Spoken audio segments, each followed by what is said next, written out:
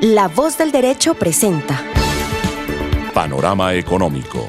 Los hechos, las cifras, las medidas oficiales, el sistema cambiario, monetario y crediticio. Dirige y conduce Luis Alberto Ávila. Muy buenas tardes, bienvenidos a Panorama Económico, con la dirección general del doctor José Gregorio Hernández Galindo. Hoy les acompañamos en la mesa de trabajo Alejandro Velandia, nuestro analista de mercados, Alberto Ávila, y en el control máster el ingeniero de sonido Andrés Rocha. Panorama Internacional.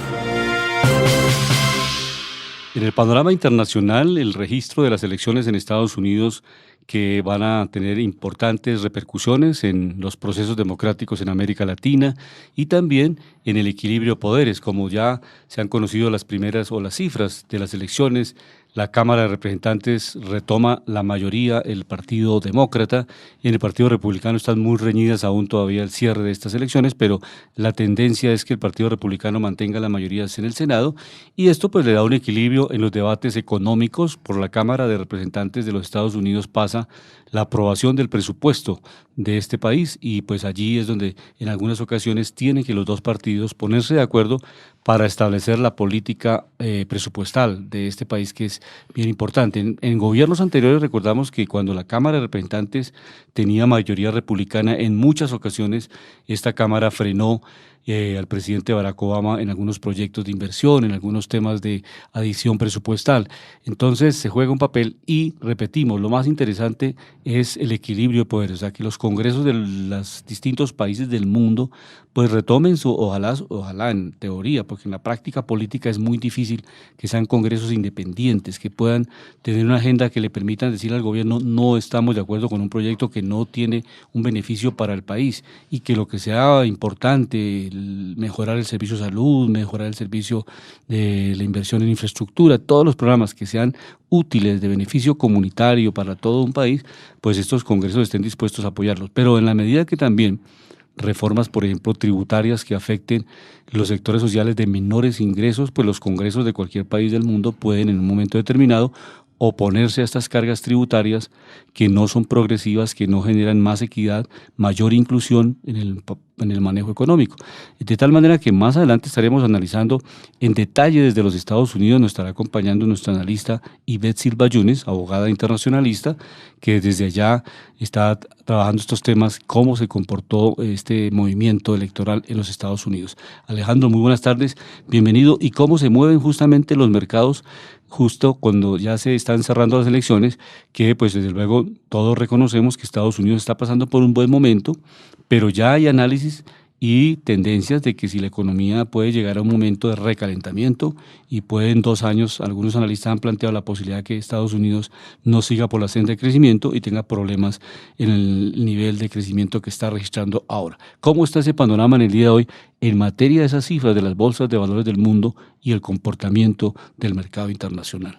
Sí, muy buenas tardes a todos los oyentes, a mi equipo, doctor Ávila, doctor Lozano, nuestro director general José Gregorio Hernández y nuestros ingenieros de sonido Andrés Rocha y Luis Daza. Estamos mirando precisamente el comportamiento de hoy, cerrando a nivel de mercado internacional, y recordemos que cuando Donald Trump ganó las elecciones y ocupó su cargo, que fue en enero, si no estoy mal, ¿cierto? En enero, precisamente al otro día de las elecciones, que fue en noviembre del 2016, el comportamiento de las bolsas al otro día que ganó Donald Trump fue positivo y generó un rally alcista que muchos no pensarían que se fuera a dar. ¿Por qué? Hay una cosa que estaba anotando Luis hace un momento, que era que muchos están pensando que se puede empezar a devolver la economía porque es que ya llevamos un ciclo económico muy largo. O sea, casi siempre los ciclos económicos se demoran máximo de 6 a 8 años. Miramos que la última crisis que tuvimos o la última baja en el mercado fue en el 2008, estamos en el 2018, ya son 10 años. Y recordemos que el índice llegó a estar por debajo, llegó a estar promediando los 6.000 puntos. Hoy en día está en sus picos más altos, ha tocado en el Dow Jones los 26.458 puntos.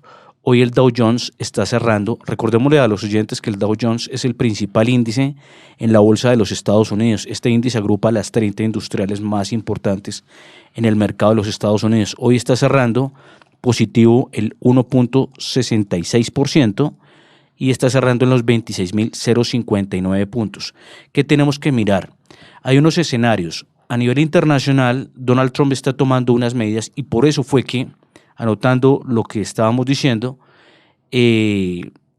apenas se supo que Donald Trump ganó las elecciones, los índices empezaron a tener un rally hacia arriba. Esto motivado ¿por qué? Por tres causas principales que él propuso y que él está cumpliendo en el tema de campaña y ya en su presidencia, que es bajar los impuestos para las empresas del 40 y 35% al 15 y al 20%. Eso es algo que ya se cumplió y gracias a eso el mercado fue que siguió en un tema de rally. El segundo, el paquete de inversión de infraestructura por $1 billón. Esa fue la segunda noticia, que es lo que genera empleo e inyecta también a todos los sectores en la economía y sobre todo el tema de infraestructura, mirando también el fortalecimiento de la industria del acero.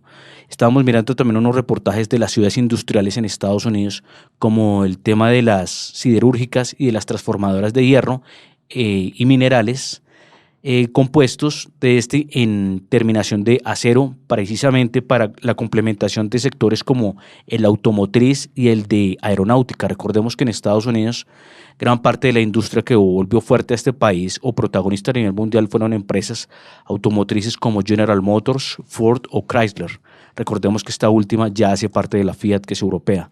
Y también en el tema aeroespacial, que es la Boeing, que también absorbió lo que era Douglas Company, que era otra competencia de la Boeing. Hoy es solo una industria aeronáutica en los Estados Unidos y solo competencia en Europa.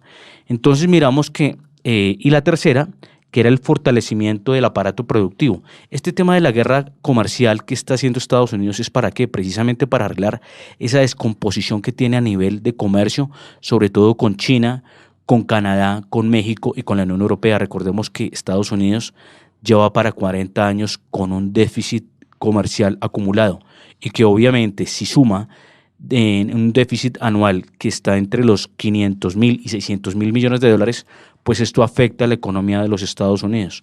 Entonces hay que mirar que lo único que falta es que el Congreso también quede en manos republicanas, pues para que sigan las políticas de Trump. Ya la Cámara, así como lo notaba mi colega Luis, está haciendo contrapeso. Eso es sano en un gobierno, pero también es bueno seguir con las políticas y también que la Reserva Federal en los Estados Unidos no siga subiendo tasas, porque ahí sí no sirve ninguna política que haga el Ejecutivo si se sigue subiendo tasas, porque el dinero se vuelve más costoso, el dinero volverse más costoso, el crédito se vuelve más costoso y el consumo tiende a castigarse.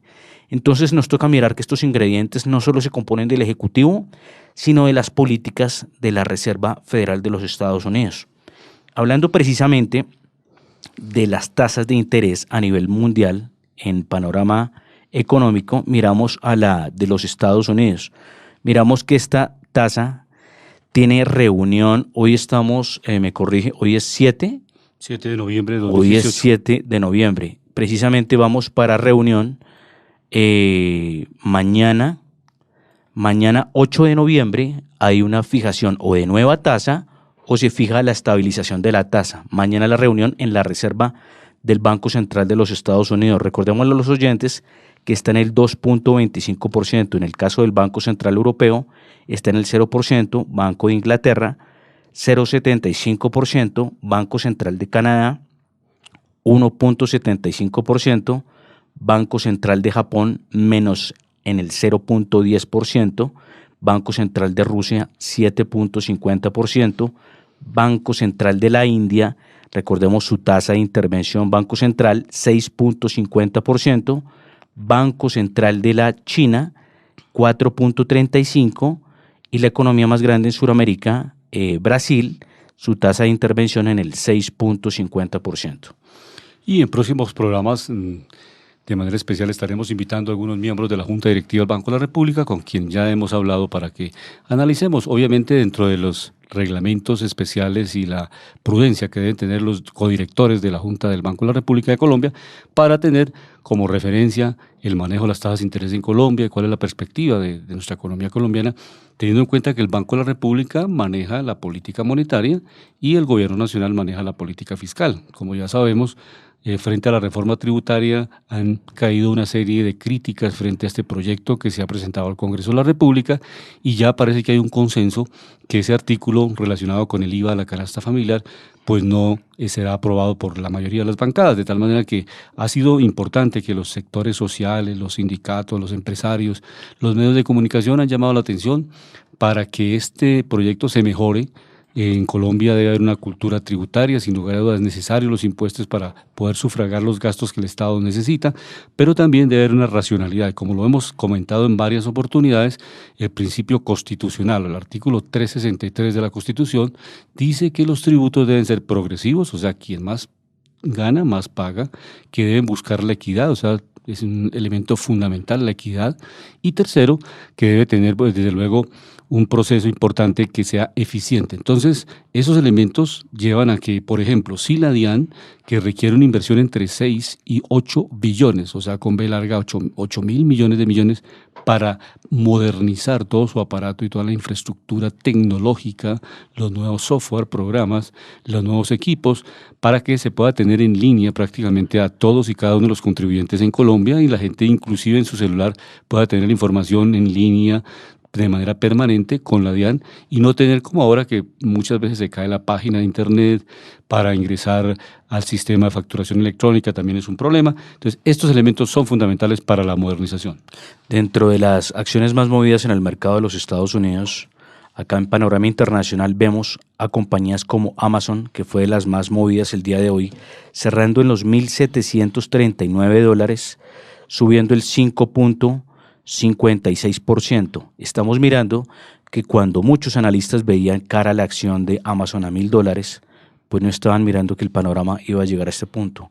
¿Esto por qué? Porque es que resulta que Amazon, recordémosle a los oyentes, es una acción que no solo está trabajando en un sector, sino en varios sectores. Comenzó con el tema de comercio electrónico, que es de las tecnológicas, luego empezó a meterse en el mercado de los retails, que son los supermercados, a hacerle competencia fuerte a Walmart y a muchas otras en el planeta. También está entrando a competir con las de logística, como FedEx, como DHL y como United Parcel Service. Entonces miramos que este es un buen componente a nivel internacional y eso es un tema de la salida a salirse de los monopolios. Estas tecnológicas están teniendo un ingrediente muy importante, que están migrando de un sector a varios sectores y fomentando su negocio y desarrollo desde esa estrategia. Sí, como les comentamos, hoy vamos a tener un tema transversal porque vamos a analizar este tema de las elecciones, lo vamos a analizar aquí en cabina y también lo vamos a analizar internacionalmente. Y un tema específico, al controlar, dijéramos, la Cámara, la mayoría demócrata pueden controlar los comités, los congresistas pueden exigir las declaraciones de impuestos ocultas del presidente Trump, investigar posibles conflictos de interés en sus negocios, con sus empresas, sus familiares y profundizar en cualquier evidencia de colisión entre Rusia y el equipo de la campaña de Trump en las elecciones de 2016, de tal manera que ese ascenso de la Cámara de Representantes es supremamente importante porque, como les hemos comentado, cuando uno es funcionario público, esa palabra público es fundamental. Uno tiene la obligación y puede ser escudriñado por cualquier ciudadano porque por eso se somete a ser funcionario público. O si no, se dedica a sus negocios particulares y ahí sí definitivamente, pues si le va bien, maravilloso, y si tiene negocios de diferente naturaleza, no tiene la incidencia que tiene ser el funcionario público que tiene obligación de rendir cuentas, debe ser investigado y debe ser escrutinio público los eventos económicos que maneja. Vamos a unos mensajes y ya regresamos.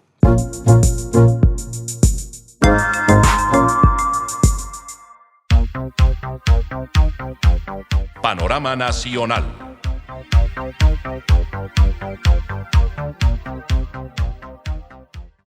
En el panorama nacional, pues el gobierno y cada gobierno cuando inicia su etapa, su primer año, pues presenta muchos proyectos de ley de reforma a la justicia, reforma a las telecomunicaciones, en este caso a las tecnologías de la información y las comunicaciones, como se llama ahora las TICs. también reforma tributaria, en fin, en distintos campos los gobiernos llegan y tienen su paquete, su programa establecido que fue producto de esa campaña política, de tal manera que el gobierno del presidente Duque ha presentado nuevamente un proyecto de ley para reformar, y él lo llama la modernización de las TICs. Y en este tema pues vamos a comunicarnos más adelante con el doctor Andrés Pachón para ir analizando cuáles son las ventajas, las diferencias, porque de todas maneras este proyecto ya lo presentó en el pasado gobierno el ministro de su momento, David Luna, y desde luego lo que se quiere es unificar el regulador, o sea que no exista la dispersión que varias entidades, inclusive una recomendación de la Organización para la Cooperación del Desarrollo, pues en este ingreso que ha hecho Colombia en la solicitud y el ingreso que aún no ha sido ratificado por el Congreso de la República. Ese ingreso de Colombia a la OCDE es uno de los elementos de la modernización institucional. Dentro de los cambios administrativos y obviamente la óptica política está en los fortalecimientos de los tipos de regulación, o sea, fortalecer la Superintendencia de Industria y Comercio, la Superintendencia Financiera, fortalecer también la Superintendencia de Salud, en fin, todas estas entidades que tienen que controlar la actividad pública o privada prestadora de estos servicios. En el caso de las telecomunicaciones, de las tecnologías de la información y las comunicaciones, que tiene que ver con televisión y justamente radio, la propuesta es esa, unificar el ente regulador para evitar esa dispersión en ese manejo de cómo se controla, se fomenta y pues obviamente se racionaliza todo el servicio de la televisión pública y privada. Pero ya desde luego hay analistas que vienen manejando el tema y comentando si realmente se va a fomentar la inversión nacional o se le va a dar mayor prioridad a la inversión extranjera. En fin, todos estos temas que son interesantes y que el país está obviamente en una etapa de mercado abierto, queremos que llegue la inversión, pero que esa inversión sea productiva y genere valor agregado al país. Estamos en comunicación con el doctor Andrés Pachón, que pues es abogado, especialista también en estas materias de derecho financiero y en comunicaciones, para conocer exactamente cuál es su opinión y en dónde están los secretos de este nuevo proyecto de modernización. Doctor Pachón, muy buenas tardes, bienvenido a La Voz del Derecho y al programa Panorama Económico. Muchas gracias, doctor, a usted, a toda la audiencia y a la gente de Panorama Económico. Muy contento de estar acá con ustedes. Sí, le estaba comentando que este proyecto que presenta la ministra de Comunicaciones al Congreso de la República, ¿hay diferencias con el proyecto que presentó el anterior ministro David Luna o estos proyectos son convergentes o hay definitivamente unos puntos muy distantes en cada proyecto? Pues en esencia lo que hemos encontrado quienes hemos estudiado en los dos proyectos es que se trata de lo mismo. Acá el gobierno de Juan Manuel Santos y el de Duque pareciera no tener mayores diferencias. En lo esencial del proyecto se mantiene lo principal, todo lo fuerte se mantiene, incluso se mantiene el trámite de urgencia, el mensaje de urgencia, que es lo que ha hecho que esto pues se tramite sin el debido debate y de cara a la ciudadanía, a los sectores afectados, que es lo que en primera medida estamos solicitando. Oiga, ¿cuál es el afán? Tramitémoslo bien. Si implica grandes cambios en el sector, ¿por qué no damos una discusión serena, cierto? Pues en donde converjan todos los sectores afectados, los trabajadores del sector audiovisual, las televisiones públicas, pero no solo ellos, sino también todo el sector de las comunicaciones, de las redes alternativas, canales comunitarios y la gente en general, la ciudadanía, porque lo que hemos visto acá es que pretenden cambiar una autoridad, pero que pierde toda independencia del gobierno. Entonces, este pasa a ser un problema de democracia, ¿sí? Pasa a ser un serio problema de democracia. Entonces, guardan muchas similitudes, hay algunos cambios, pero lo esencial se mantiene. Y de lo esencial, pues existen varias críticas, pero quizá la principal sea la que le esté comentando, y es que se crea una autoridad que no garantiza su independencia, yendo en pasos hacia atrás a lo que se había logrado desde la Constitución del 91, que usted conoce muy bien, que se creó una comisión nacional de televisión autónoma, independiente, precisamente porque se concibe que ese tipo de medios de comunicación tan poderosos se convierten en un poder, casi que se hablaba del cuarto, del quinto poder, y ese poder debe tener unas reglas claras de juego en donde no haya interferencia política y no haya una dependencia por parte del gobierno de turno, sino que se tomen políticas sectoriales a largo plazo, centradas, objetivas, que permitan el pluralismo, la diversidad política, la diversidad de perspectivas, ¿cierto? El pluralismo de opinión, bueno, todo eso que es tan importante en una democracia queda absolutamente... Se nos ha caído la comunicación, pero ahora trataremos de restablecerla, y venía comentando justamente el doctor Andrés Pachón sobre este ente regulador, o sea, y lo clave ahí en la siguiente pregunta que le formularemos es cómo se van a elegir estos comisionados, porque son 5 comisionados, dice que estarán por periodos fijos, periodos de 4 años, y se financiará como se ha hecho siempre con recursos de una tasa regulatoria que está definida en la ley, lo que hace que sea independiente. Seguimos en la comunicación con el doctor Andrés Pachón. Estábamos comentando, estos comisionados, ¿quién los va a elegir? Porque son 5, tenemos entendido que estaba en el proyecto de ley y que tendrá un periodo fijo de 4 años. Ellos, ahí en el proyecto se plantea que van a ser independientes porque se van a financiar con una tasa que está definida como una tasa regulatoria, o sea que no dependen del presupuesto nacional. Estos comisionados tienen periodo fijo, pero ¿quién los elige? Ahí se pierde la independencia en quién los elige. ¿Sí? Bueno, del asunto. Sí. ¿Sí me escuchan, cierto? Sí, pudo la pregunta. Ese precisamente es el quid del asunto, ¿quién los elige? Y resulta que en este proyecto de ley de Iván Duque y el MINTIC, pues los comisionados son elegidos todos, en su totalidad, los 5 por el presidente de la República. ¿Sí? No, puede que tengan entonces que uno es una terna que proponen unas personas de los canales de televisión, que es como la concesión que les dan, pero al final el que decide es el que se comprometa con el gobierno. Sí, claro. Entonces lograr una independencia de un ente tan importante que va a pasar a regular los contenidos de televisión, de internet, de radio, de las diferentes canales de comunicaciones, pues tiene que garantizarse de una u otra manera su independencia. Ya casi todos los elige, absolutamente todos los 5 los elige el gobierno, pues obviamente van a ser muy cercanos al gobierno y es probable que todas sus decisiones pues estén inclinadas hacia la política que determine un determinado gobierno, y eso es supremamente inconveniente. Le pongo para la muestra el ejemplo de México en cuanto al periodo. En México el periodo es de 9 años. O sea, supera abiertamente el periodo presidencial. ¿Sí? Sí, entonces, vamos allá al gobierno. Eso hace que si bien puede que medie la intervención del presidente en su elección, el tiempo haga que ellos puedan actuar ya de manera independiente frente a los gobiernos sucesivos.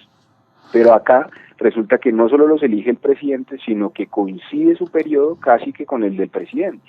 Son 4 años en donde el presidente, digamos, va a tener su gente definiendo la política de contenidos de internet, radio, televisión, comunicaciones, cuando ese es un aspecto que no debería gubernamentalizarse, ¿cierto? O sea, no debería ser, las comunicaciones no deben ser del gobierno de turno, deben ser una política de Estado que le apueste por la democracia, por el pluralismo, y no que mire uno u otro determinado gobierno, y eso es supremamente cuestionable, y vemos excesos de eso en América Latina, en otros países en donde efectivamente pues se terminan oficializando todos los canales de comunicación, y eso es supremamente inconveniente para la democracia. ¿Qué pasará con la Agencia Nacional del Espectro, la ANE? ¿Esa se acaba o esa sigue con funciones en este proyecto de ley? Pues mire que precisamente esa es una crítica que hay, es que se supone que esta ley crea un regulador convergente, es decir, una sola autoridad que se encargue de todos los paquetes relacionados con las comunicaciones. Entonces mete internet, mete televisión, radio, se supone que debería meter también el espectro, ¿sí? Eso haría parte, pero resulta que aquí sin mayores argumentos lo dejaron aparte, y entonces esa es una agencia súper chiquitica que es la que al final va a decidir cómo se entrega o cómo no se entrega el espectro, cuando eso debería ser parte integrante de la autoridad convergente, que sea la que pues encabece y tome las decisiones del sector. Y cómo no va a ser importante las decisiones que se tomen sobre la entrega del espectro. Eso es un aspecto determinante, y lo están dejando por fuera sin mayores argumentos. O sea, el argumento ahí no existe, o es muy débil, y lo mantienen todavía por fuera, independiente. Y cuando una autoridad es así de chiquita y así de maleable, pues difícilmente puede, digamos, sobreponerse a los grandes intereses económicos que hay detrás y que pujan por un bien público tan escaso y tan valioso como lo es el espectro. Entonces, en parte eso también podría explicar por qué la dejan allá quietica, sola, como desarticulada. O sea, sería importante, muy buenas tardes, habla con Alejandro Velandia. Quería preguntarle que usted lo ve como importante que esto esté esté desligado del Ejecutivo. Sí, por supuesto. O sea, si bien cuando uno crea una autoridad regulatoria, digamos que el Ejecutivo no pierde su influencia en el sector porque sigue existiendo un ministerio de las TIC y a través de ahí obviamente entonces implementará su política gubernamental durante los 4 años. Eso es lo que pasa en una democracia presidencialista como la de Colombia y eso es supremamente válido, pero ese hecho de que tenga influencia en el sector no quiere decir que las autoridades que deben regular especiales sectores de la economía o especiales sectores sensibles, como en este caso son las comunicaciones, televisión, internet, radio y otro tipo de comunicaciones, pues no deba estar, digamos, direccionado por una autoridad que en esencia debe ser técnica, ¿sí? Que debe estar compuesta democráticamente y que debe ser autónoma, porque el día de mañana llega un gobierno que no le gusta que hablen de, por ejemplo, por poner cualquier cosa, que hablen de los deportes o que hablen de la libertad de expresión o que La libertad de cultos. O que no le guste la libertad de culto. Entonces mañana toda la televisión nacional, regional, comunitaria, entonces toda debe cumplir un régimen de contenidos de una determinada religión. Imagínense. Sí, esa entonces, pregunta. Si mañana llega un musulmán, entonces llega y nos dice no, empieza a definir ese tipo de contenidos, ¿sí? Entonces, ¿dónde queda la libertad de culto? ¿Dónde queda la democracia? ¿Dónde queda el pluralismo? ¿Sí? Entonces, ahí es donde ese regulador que va a regir un sector tan importante como las comunicaciones debe ser técnico, debe estar muy relacionado con qué contenidos debe consumir la sociedad o no, y sobre todo no poner límites ni censuras ni poner la agenda del sector al servicio del gobierno de turno, que el gobierno de turno tenga sus comunicaciones, que tenga sus programas, que tenga la plata que tiene para promocionarla, que la tenga. Sí, pero eso iba, perdón, la pregunta precisamente iba enfocada que si usted miró el gobierno de Santos, en el gobierno de Santos se le sacó una multa muy fuerte, por ejemplo, a Claro y a Movistar, que sumaban más de 4 billones de pesos. Se veía que en el gobierno anterior se les ayudó mucho y que incrementaron mucho sus utilidades. Creo que Comcel llegó a estar por encima de lo que era Claro, 1.000 millones de dólares. Pero se ve que en el gobierno de Santos se aplicó mucho la regulación y precisamente se le sacó multas por más de 4 billones de pesos, ¿no? Sí. Sí, mire que precisamente ese régimen de multa se da porque la mayoría de veces pues estos operadores son supremamente abusivos con sus usuarios. Pues yo creo que a todos nos ha pasado con los diferentes operadores que nos tenemos que quejar por una serie de cosas que pues son de lógica y que no deberían atropellar nuestros derechos, pero como son los que tienen la fuerza, son los que tienen pues el mayor poder respecto de un usuario, entonces terminan muchas veces violentando los derechos y entonces la autoridad más o menos ha logrado pues tratar de ponerlos en cintura a través de una serie de sanciones, pero mire que este proyecto trae algo supremamente grave. Y es que crea este nuevo ente regulador, pero no le da dientes, no tiene facultades sancionatorias, ¿sí? Entonces supuestamente este nuevo regulador que fusiona la CRC con la NTV, que es súper poderoso, resulta que no tiene ningún régimen sancionatorio. Entonces, si se incumplen sus decisiones, pues ¿quién va a velar porque se cumplan sus decisiones?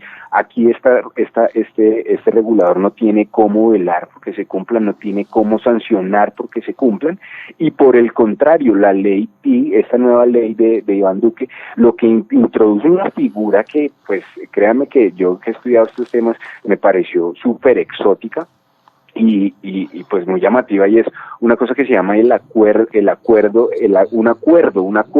es una especie de acuerdo que pueden plantear ellos para efectos de que antecitos de que le vayan a poner la multa, pueden plantear que pueden hacer un acuerdo de mejora. Entonces, cuando ya me van a sancionar con CEL, claro, el que sea, yo puedo llegar y proponerle a la autoridad que no va a ser esta CRC, sino va a ser en el caso de la SIC o en el caso del MINTIC, que son los que mantienen esas facultades sancionatorias. Yo le puedo proponer al MINTIC o a la SIC, oiga, no, mire, me comprometo a mejorar, y entonces eso suspendería la sanción, eso suspendería la multa y tocaría ver a ver si el hombre cumple o no cumple, la compañía cumple o no cumple, dando al traste con los pocos dientes que entonces ahora tienen las autoridades, ¿sí? No se los dan a esta CRC, pero fuera de eso se los quitan o se le liman la agudeza a los que ya existían en las otras autoridades. Entonces ese acuerdo de mejora que plantea esta ley y la inexistencia de dientes para la comisión es otra de las críticas súper duras que le caben a la ley de Iván Duque. Doctor Andrés Pachón, muchas gracias. Este tema andará para, ojalá en algún momento podamos hacer un tema especial aquí en la mesa de trabajo, lo invitamos a La Voz del Derecho y podamos desarrollar un tema dedicado a las comunicaciones, a las TIC, que es bien interesante para el país. Sí, no, muchísimas gracias a ustedes. Quisiera señalar una última cosa, y es que este proyecto de ley resulta que una de las cosas graves que trae es que amplía el espectro que se le entrega. El espectro, ustedes saben que es un bien público escaso, difícil y muy valioso, limitado, es por donde circulan limitado, y es muy valioso porque es donde circulan las ondas y permite que haya negocio de telecomunicación, internet, televisión. Resulta que hoy se están dando a 10 años las licencias para explotar el espectro, ¿sí?, a cambio de una plata que ellos tienen que pagar. Sí. Resulta que este proyecto aumenta este tiempo y lo pasa de 10 años a 30 años, prorrogables por otros 30, o sea, casi 60 años así automáticos, cuando el promedio en América Latina es de 10 años, lo que hoy tenemos. Entonces eso no nos explica por qué razón quieren aumentar tanto tiempo la entrega de un bien que hace parte de la soberanía y de un bien tan importante y que genera tantas utilidades, es parte del patrimonio público. Entonces, ¿por qué quieren entregar tanto cuando eso no genera al final? Reduce que haya más competidores, reduce que haya innovación y fuera de eso genera mayores costos para los usuarios. Y entonces, que se favorezca la ley cártel, ¿no? Claro, y entonces, ¿qué sentido tiene que aumentar ese periodo cuando lo que hace es concentrar el mercado en unos superpoderosos que después toman esas las decisiones? Entonces, fácilmente este nuevo regulador que crean sin dientes, dependiente del gobierno, pues va a ser fácilmente capturado por los regulados, sí, por estas grandes compañías de comunicaciones y de contenidos, para que las decisiones que tome pues sean no a favor del interés general y de la gente y de los usuarios, sino a favor de esas compañías que están buscando es cómo optimizar su rentabilidad y cómo aumentar todas sus utilidades. ¿Sí? Entonces esto es de lo más grave que hay en este proyecto y les llamo la atención a los oyentes porque esto es supremamente grave, ¿sí? De 10 a 30 años saliéndonos del margen de la región y sin ningún tipo de sustento. ¿Cuál es el sustento para entregarlo tanto tiempo? Si no aumenta la competencia, no mejora el servicio y por el contrario genera barreras de acceso a los usuarios y mayores costos. ¿Qué sentido tiene entregar tanto tiempo nuestra soberanía comunicativa y nuestro espectro? Perfecto, doctor Pachón, excelente este tema que hemos tocado hoy en La Voz del Derecho, y en un próximo programa volveremos a reunirnos y ojalá nos pueda acompañar aquí en la mesa de trabajo para hacer un programa mucho más amplio y más detallado. Muchas gracias por su participación. Claro que sí, gracias a ustedes y un saludo a sus oyentes, por favor. Muy buena tarde, muchas gracias. Es un tema realmente bien importante para el país, para el mundo, y porque 30 años el espectro electromagnético que le entregamos es hipotecar el espectro ya de 10 años a 30 años. Pero estamos en comunicación justamente con la doctora Ivette Silva Yunes, que está desde Estados Unidos, está esperándonos para poder comunicarnos y dar a conocer justamente lo que al comienzo del programa estábamos comentando, es el resultado de las elecciones en Estados Unidos y las implicaciones económicas, también los costos, cómo representa unos costos también importantes estas elecciones, pero también cómo hay un sistema de financiación en el cual la gente participa. Eso es bien bonito, cómo la gente participa y ayuda a que un candidato de manera casi comunitaria se puedan recolectar recursos y llevarlo al Senado o a la Cámara de Representantes de los Estados Unidos. Doctora Ivette, muy buenas tardes, bienvenida a La Voz del Derecho, a Panorama Económico. Alberto, y evidentemente en estas elecciones se ha llevado a cabo mucho patrocinio por parte de compañías y de grupos de intereses muy fuertes, sobre todo en el Partido Republicano. Sin embargo, muchos candidatos demócratas han salido a participar políticamente, a decir: yo quiero representar los intereses de mi comunidad, de mi grupo étnico, de mi grupo religioso, de mi género, y esto ha generado un genuino aporte y contribución por parte de los miembros comunitarios de diferentes estados a los candidatos demócratas. Un ejemplo de esto es el senador Beto O'Rourke. Beto O'Rourke fue el candidato por el Partido Demócrata quien se enfrentó al senador Ted Cruz, que fue candidato presidencial. Evidentemente, Texas es un estado sumamente republicano, conservador, y Ted Cruz maneja grupos de intereses muy importantes, compañías de seguros, las compañías, el American Rifle Association, la Asociación de Rifle, grupos de interés muy fuerte que lo apoyaban. Pero Beto O'Rourke logró obtener $70 millones sin ningún aporte de ningún grupo de interés. Todo este dinero llegó a su bolsillo y a su campaña porque cada ciudadano le decía: yo quiero que usted cambie la historia de Texas. Queremos contribuir a que Texas sea un estado más progresista, un estado demócrata, donde tengan en consideración que una gran parte hispana es parte de Texas y no podemos tener políticas antimigrantes y no podemos tener políticas que favorezcan a los grupos de armas para proteger, para no generar ningún control ni restricción alguna. Esta fue una campaña muy monitoreada por todos los medios de comunicación, porque este es el senador que más obtuvo dinero en la historia política de los Estados Unidos de América. Sin embargo, perdió, porque Texas es republicano. Sin embargo, perdió solamente por 100,000 votos, posiblemente por un 2% perdió, y sin embargo él logró energizar muchos candidatos que salieron electos como miembros de la Cámara de Representantes representando al Partido Demócrata. Este es un buen ejemplo de cómo se puede empezar a socializar, a que la gente participe realmente por los cambios que van a beneficiar a toda una comunidad y no a un interés sectorial. Evidentemente se ha logrado, pero en la Cámara de Representantes, con esa mayoría, ¿es posible un impeachment para el presidente Trump, o eso no es factible solamente con la Cámara la mayoría? ¿Tendría que tener mayoría en Cámara y Senado? Tiene que ser Cámara y Senado. La Cámara inicia los cargos, como la resolución de acusación. Sí. Dice los cargos a los que se le acusa al presidente, sin embargo, el Senado es el que juzga. Uh-huh. No creemos que sea posible un impeachment.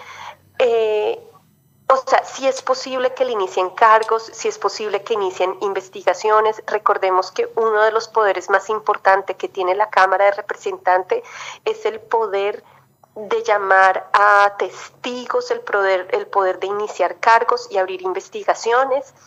La investigación de la intervención rusa y de muchos miembros corruptos dentro de la administración de Donald Trump se va a seguir llevando a cabo. Ahora bien, es importante tener en cuenta que si bien la gente mira a los demócratas en estos momentos como el único ente que puede hacer control sobre la administración Donald Trump, también es cierto que los demócratas tienen una agenda muy importante, pero muy importante en Estados Unidos en estos momentos, y es proteger la seguridad social en materia de salud del pueblo americano. Es cuidar que cualquier reforma migratoria no vaya en contra de los intereses de los grupos étnicos o minoritarios, y que sea una reforma que, si se debe llevar a cabo, sea una reforma justa y proteccionista y garantista para los inmigrantes que se encuentran acá. Y tercero, fuera de seguridad social y fuera de políticas migratorias, yo creería que también como iniciativa importante es iniciar un control urgente de la venta de armas en Estados Unidos, porque ya sabemos que tiene que haber un control. El ciudadano americano no puede presentar su cédula de ciudadanía, por decirlo así, y adquirir un arma de destrucción masiva y de naturaleza militar, que es lo que hemos estado viendo en los 3 últimos años, masacre tras masacre. Esta agenda es muy importante, y la Cámara va a estar dirigida por una mujer que logró sacar adelante el Obama Healthcare, el sistema universal de salud para Estados Unidos, que es Nancy Pelosi. Así que es un triunfo muy grande para los demócratas. En estos momentos también es importante decir que muchos gobernadores han sido electos demócratas y esto va a ser un obstáculo muy grande para la campaña de Donald Trump en el 2020. Perfecto. Realmente es un panorama bien interesante porque desde el punto de vista económico también la Cámara de los Estados Unidos podrá, como comentábamos acá en el programa, pues en un momento determinado incidir mucho en la aprobación del presupuesto de los Estados Unidos para la vigencia fiscal respectiva. Doctora Ivette, muchas gracias por esta interesante análisis de las elecciones en Estados Unidos y el impacto que va a tener en la democracia y también en los temas económicos. Muchas gracias. Un placer acompañarlos. Y que tenga un buen día, Luis Alberto. Muy buena tarde, que esté muy bien. Realmente bien interesante este tema, ¿no? Cómo los Estados Unidos, pues, es una democracia y que en la medida que se fortalezca la democracia, eso es benéfico para un país. Es la necesidad de tener un partido, tener oposición, que la oposición sea una posición constructiva también, seria, y que eso le permite a un gobierno, pues, estar monitoreando dónde están sus errores, dónde están sus aciertos, y estar reevaluando permanentemente estos temas. Vamos a unos mensajes y ya regresamos.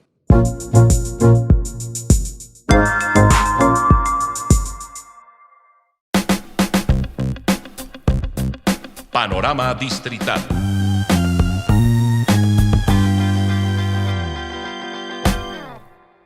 Y en el panorama distrital, pues el Departamento Administrativo Nacional de Estadística entrega el resultado del tercer censo del 2018 y pues realmente las cifras son sorprendentes porque la población colombiana no aumenta y esto implica muchas cosas porque el Sistema General de Regalías, el Sistema Nacional de Participaciones, pues tiene variaciones en la medida en que la población está disminuyendo y muchas regiones del país no van a seguir recibiendo las mismas regalías porque están definidas por el factor de población, por el factor de pobreza, y de tal manera que estos elementos van a cambiar. Pero para hacer este análisis nos acompaña en la línea telefónica la doctora Diony Alexandra Cruz, que nos comenta justamente qué implicaciones tiene estas variaciones que el DANE nos está entregando, que como lo dice en palabras del director del DANE, hay un descache en las cifras, o sea, hay un reloj que no coincide y que en América Latina ese desfase es mucho más pequeño, el 5%, pero que en Colombia ese desfase de ese reloj de crecimiento de la población está en el 9%. ¿Cómo se ven estas cifras y el impacto social que puede tener para muchos sectores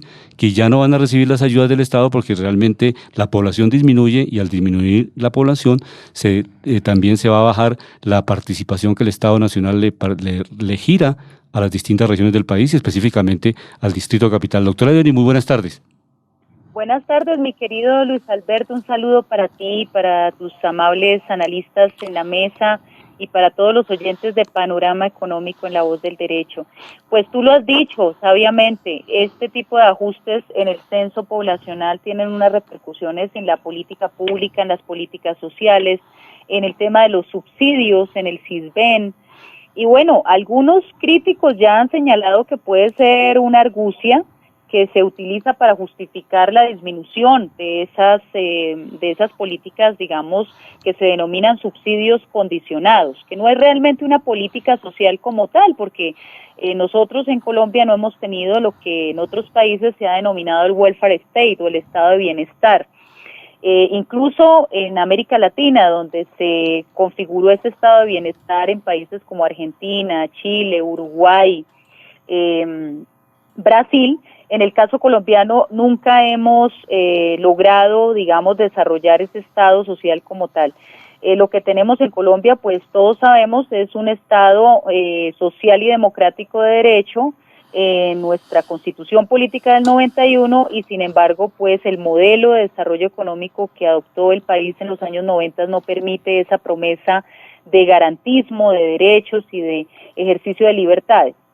El censo nos está mostrando además otra realidad, querido Luis Alberto y oyentes, y es que la violencia, no solamente la del conflicto armado, sino todas las violencias en Colombia cotidianas, la violencia intrafamiliar, la violencia laboral, las violencias en los espacios públicos, las violencias por intolerancia, sin duda alguna, han afectado en términos de homicidios a la población colombiana. Yo creo que ahí hay también un análisis que hacernos de lo que ha significado ese impacto en esa violencia exacerbada que vemos día a día, en ese índice de homicidios que si bien disminuyó con el logro del acuerdo de paz con las FARC, en los escenarios urbanos y también rurales en algunas regiones del país desafortunadamente sigue arrojando víctimas mortales. Ciudades como Cali, Medellín, Bogotá son ciudades sumamente peligrosas entre comillas. Desde luego sus habitantes son maravillosos, pero